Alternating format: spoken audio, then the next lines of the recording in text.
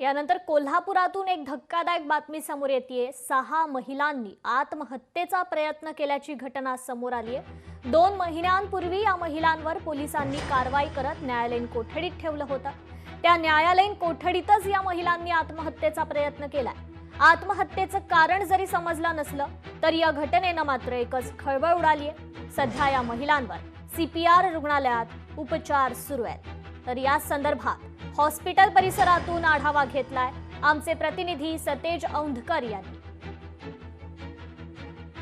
कोल्हापुरात 6 नृत्यांगनांनी हाताची नस कापून आत्महत्या करण्याचा प्रयत्न केल्याची खळबळजनक घटना घडलेली आहे आणि सध्या त्यांना कोल्हापूरच्या CPR रुग्णालयात उपचारासाठी आणण्यात आलेलं आहे। आपण सध्या आहोत CPR रुग्णालयातील कैदी वार्ड या ठिकाणी। आपण पाहतोय की या ठिकाणीच या 6 नृत्यांगना खरं तर सामूहिक आत्महत्येचा प्रयत्न केल्यानंतर उपचारासाठी यांना या ठिकाणी दाखल करण्यात आलेलं आहे।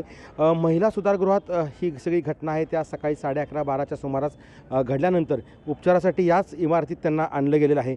2 महिन्यापूर्वी करवीर पोलिसांनी एक कारवाई केली होती आणि याच कारवाईमध्ये या 6 नृत्यांगनांना ताब्यात घेण्यात आलेलं होतं।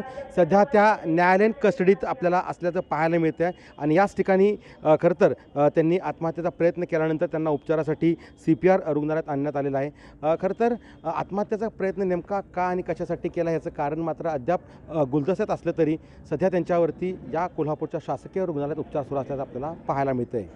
सतेज औंधकर, लोकशाही मराठी, कोल्हापूर। लोकशाही मराठी ऐका, पहा, जागरूक रहा।